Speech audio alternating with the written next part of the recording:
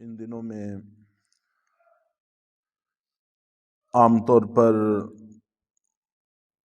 سیدنا صدیق اکبر رضی اللہ تعالی عنہ کا تذکرہ کیا جاتا ہے اور اپنے اسلاف کا اور گزری ہوئی بڑی بڑی شخصیات کا تذکرہ ایمان کو جلا بخشتا ہے، ایمان کو تازگی ملتی ہے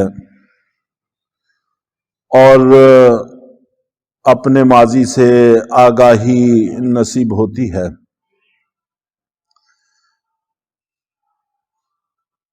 انبیاء کرام کے بعد سب سے بڑا مقام سیدنا صدیق اکبر رضی اللہ تعالی عنہ کا ہے۔ اس حوالے سے ان کا تذکرہ انتہائی مناسب بھی ہوگا، تو اس لیے جی میں آیا کہ کچھ باتیں آپ سے متعلق ہو جائیں۔ تفصیل سے انشاءاللہ گفتگو آپ کے فضائل پر، آپ کی شخصیت پر آئندہ جمعے عرض کی جائے گی۔ اس جمعے آپ کے ایک آدھ پہلو پر انشاءاللہ کچھ باتیں عرض کرنے کی کوشش کروں گا۔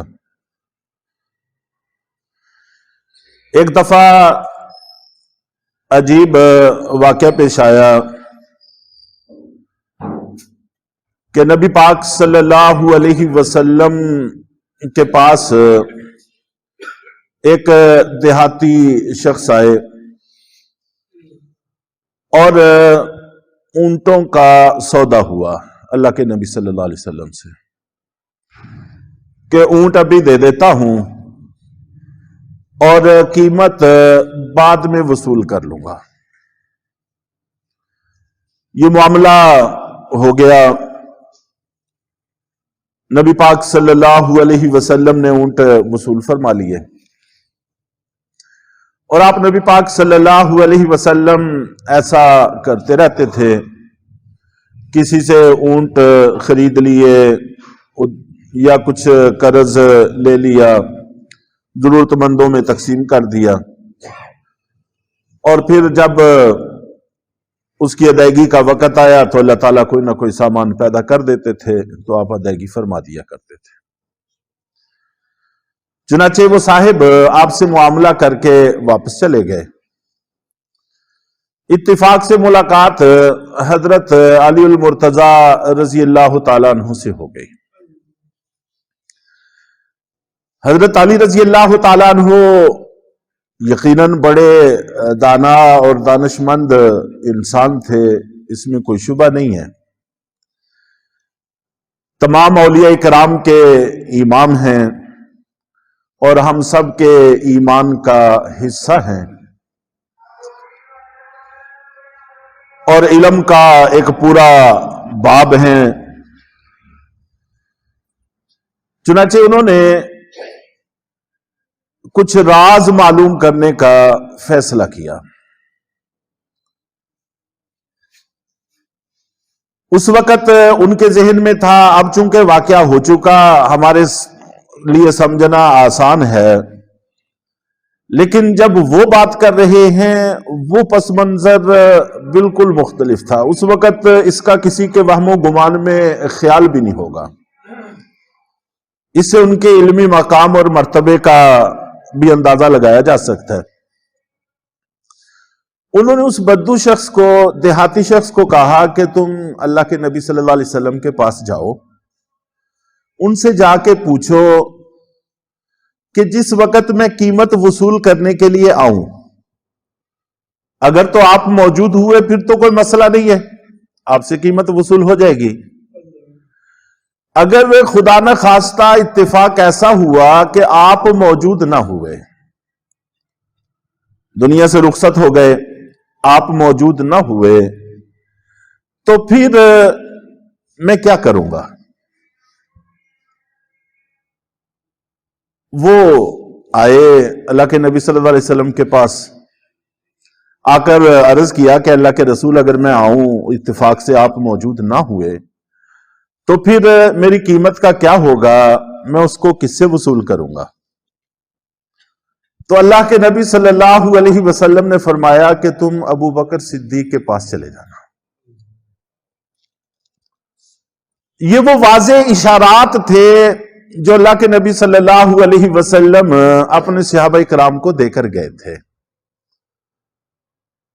چنانچہ وہ واپس چلا گیا۔ حضرت علی رضی اللہ تعالیٰ عنہ جواب کے منتظر تھے، جواب سنا اور پھر کہا کہ دوبارہ جاؤ اور جا کر اللہ کے نبی صلی اللہ علیہ وسلم سے پوچھو کہ جس وقت میں آؤں اتفاق سے اگر حضرت ابو بکر بھی نہ ہوئے تو پھر میں کیا کروں گا؟ تو وہ پھر آ گئے اور آ کر اللہ کے نبی صلی اللہ علیہ وسلم سے عرض کیا کہ اللہ کے رسول اگر ابو بکر بھی نہ ہوئے جب میں آیا تو کیا کروں گا؟ آپ نے فرمایا کہ تم پھر عمر فاروق کے پاس چلے جانا، ان سے اس کی قیمت وصول کر لینا۔ جا کر حضرت علی رضی اللہ تعالی عنہ سے ملاقات ہوئی، بتایا۔ حضرت علی رضی اللہ تعالی عنہ گہرائی تک جانا چاہتے تھے، تو اس لیے کہا کہ دوبارہ تیسری دفعہ پھر جاؤ، جا کر پوچھو کہ اگر عمر فاروق بھی نہ ہوئے تو پھر میرے پیسوں کا کیا بنے گا، پھر میں کس سے لوں گا؟ تو اللہ کے نبی صلی اللہ علیہ وسلم نے فرمایا کہ پھر تم عثمان غنی سے لے لینا۔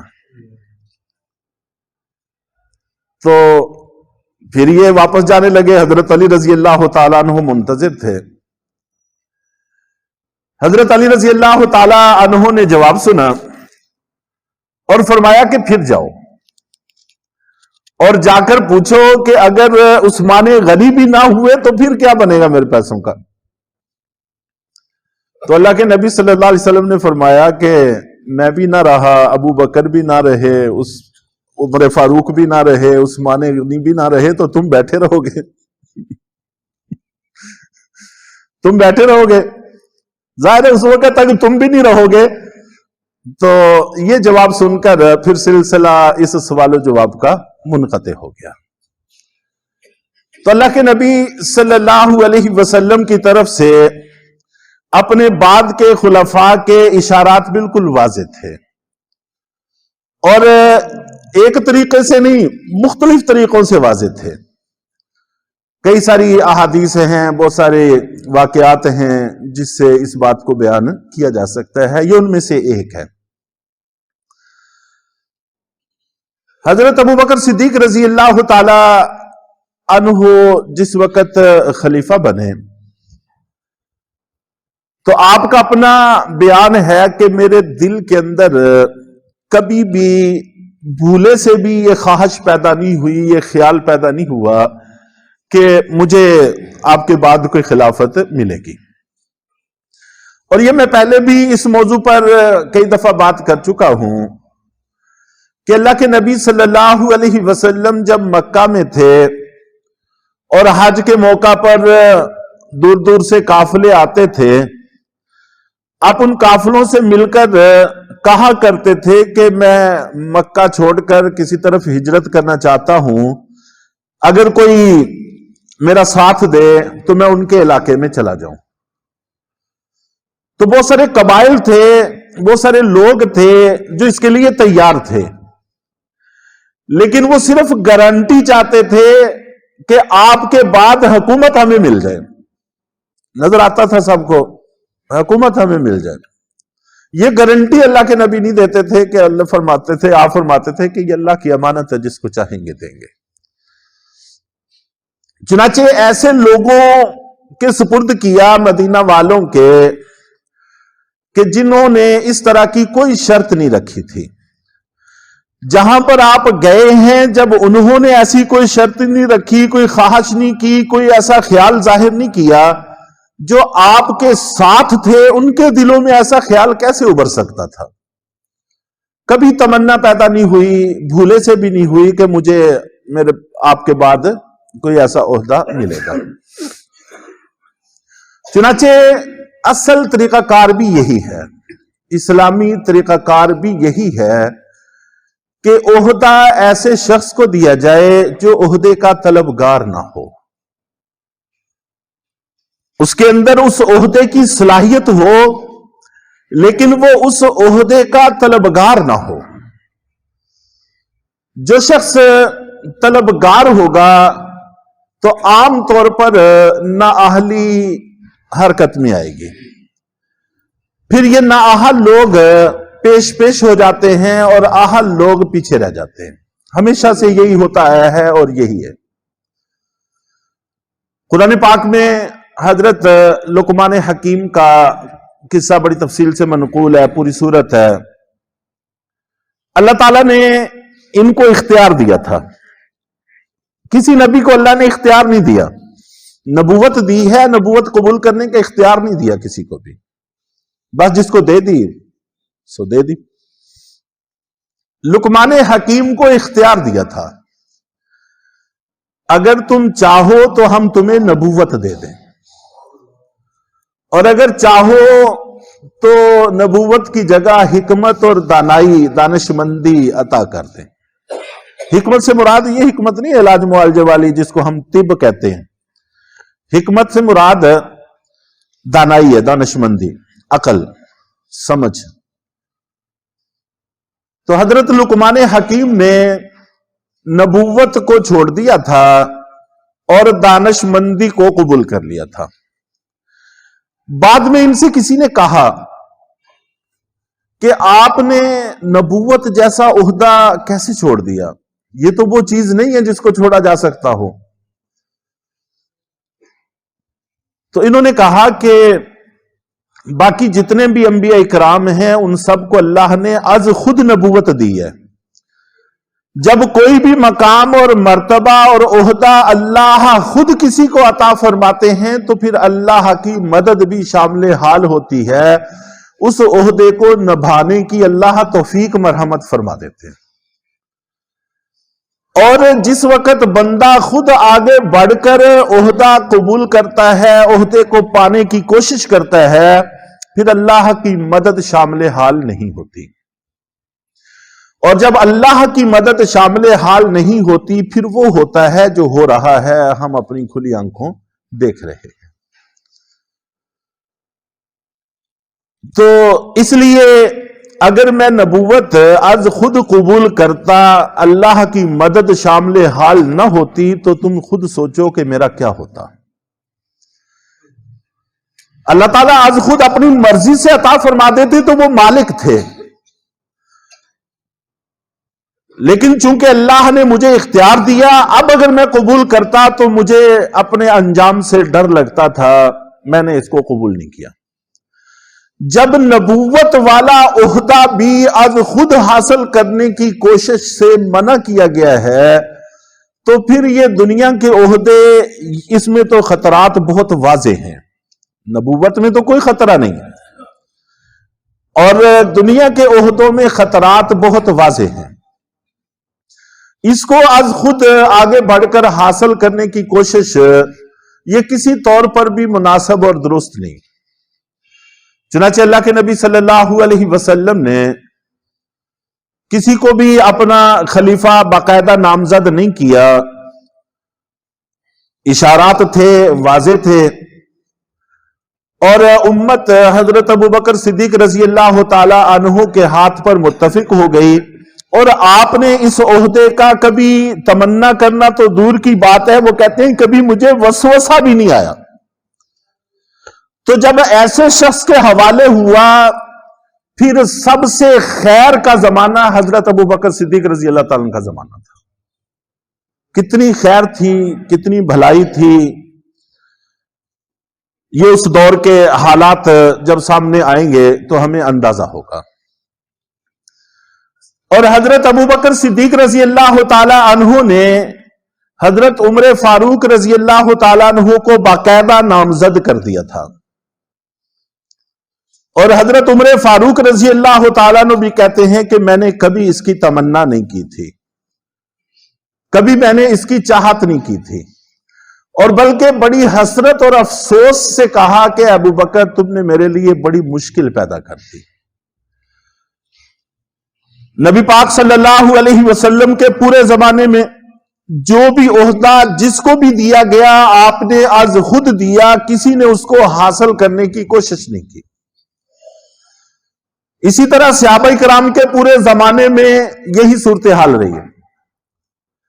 تو جب سے یہ عہدوں کی جنگ اور لڑائی کا سلسلہ شروع ہوا ہے، تب سے پھر فساد آیا ہے اور نااہل لوگ ہر شعبے پر قابض ہو گئے، نااہل لوگ ہر شعبے پر قابض ہو گئے ہیں، پھر نتیجے ہم لوگ بھگت رہے ہیں۔ حضرت ابو بکر صدیق رضی اللہ تعالی عنہ انبیاء کرام کے بعد سب سے عظیم انسان ہے، اس میں کوئی شبہ نہیں ہے، اور حضرت ابو بکر صدیق رضی اللہ تعالیٰ عنہ کے سب سے زیادہ قریب حضرت عمر فاروق رضی اللہ تعالیٰ عنہ تھے۔ دونوں کا آپس میں بڑا گہرا اور محبت کا تعلق تھا، اور دونوں کے درمیان میں بسا اوقات کچھ معاملات میں اختلاف رائے بھی ہوتا رہا ہے، اور یہ اختلاف رائے نبی پاک صلی اللہ علیہ وسلم کی موجودگی میں بھی ہوتا رہا ہے۔ قرآن پاک میں بھی اس کے واقعات موجود ہیں۔ بدر کے قیدیوں کے حوالے سے اختلاف رائے ہوا۔ حضرت ابو بکر صدیق رضی اللہ تعالیٰ عنہ قیدیوں کو چھوڑنے کے حق میں تھے، اور حضرت عمر فاروق رضی اللہ تعالیٰ عنہ ان سب کو قتل کرنے کے حق میں تھے، اور اس پر دونوں کے پاس دلائل بھی تھے اور بحث مباحثہ بھی ہوا، اور نبی پاک صلی اللہ علیہ وسلم کا اپنا رجحان اور اپنا جھکاؤ حضرت ابو بکر صدیق رضی اللہ تعالیٰ عنہ کی رائے کی طرف تھا، چنانچہ اس کے مطابق فیصلہ کیا گیا۔ تو ایسے واقعات قرآن پاک میں موجود ہیں۔ ایک قافلہ آیا باہر سے، اب ان کا امیر متعین کرنے کا معاملہ تھا۔ حضرت ابو بکر صدیق رضی اللہ تعالیٰ عنہ کی اپنی رائے تھی، حضرت عمر فاروق رضی اللہ تعالیٰ عنہ کی اپنی رائے تھی، تو اپنی اپنی رائے بھی پیش کی اور آپس میں تکرار بھی ہو گیا، بحث بھی ہوگی، جس میں آواز بھی تھوڑی سی بلند ہو گئی۔ تو اللہ تعالیٰ نے وہی نازل فرمائی کہ اللہ کے نبی کے ہوتے ہوئے اپنی آوازوں کو پست رکھا کرو، جب تک آپ پوچھیں نہ اس وقت تک رائے نہ دیا کرو۔ تو قرآن پاک میں ایسے واقعات موجود ہیں،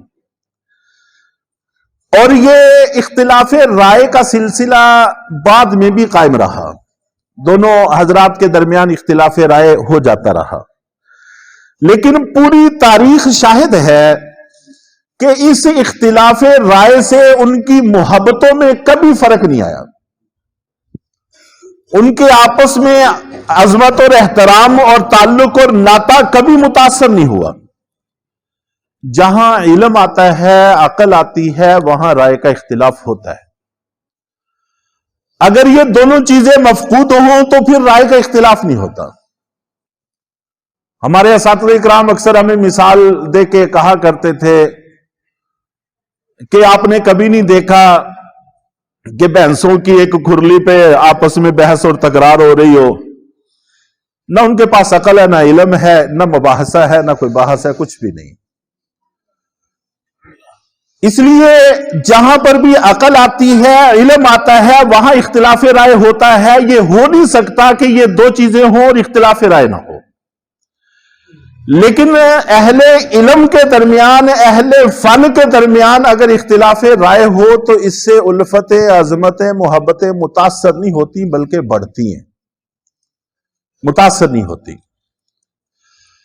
سیدنا صدیق اکبر رضی اللہ تعالی عنہ اور حضرت عمر فاروق رضی اللہ تعالیٰ عنہ کے درمیان جو سب سے پہلا اختلاف رائے ہوا اللہ کے نبی صلی اللہ علیہ وسلم کے بعد، وہ تھا منکرین زکوٰۃ کے خلاف جہاد پر۔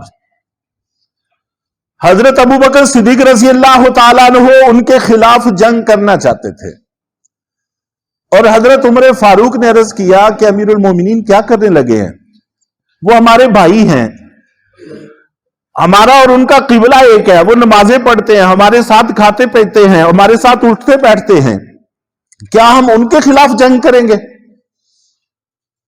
تو حضرت ابوبکر صدیق رضی اللہ تعالیٰ عنہ نے اپنا مکہ بنایا اور حضرت عمر فاروق رضی اللہ تعالیٰ عنہ کے سینے پر زور سے مارا اور فرمایا کہ جب تم ابھی مسلمان نہیں ہوئے تھے اس وقت جبار تھے، بڑے بہادر تھے، اب اسلام میں آ کر بزدل ہو گئے ہو۔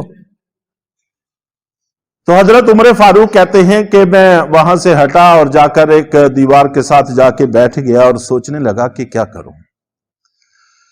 تو پھر دفعتاً اللہ رب العزت نے کرم فرمایا کہ جس چیز کے لیے اللہ نے ابو بکر کا سینہ کھولا تھا میرا بھی سینہ اس کام کے لیے کھول دیا۔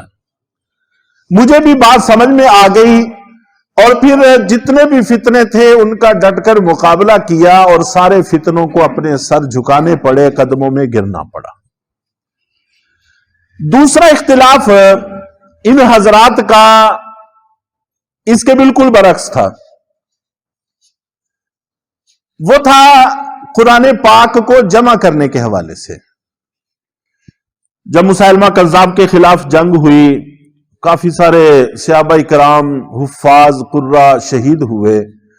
حضرت عمر فاروق رضی اللہ تعالیٰ عنہ کو فکر لاحق ہوئی کہ اگر ایسے ہی حفاظ، قراء، صحابہ شہید ہوتے رہے تو قرآن کہیں ضائع نہ ہو جائے۔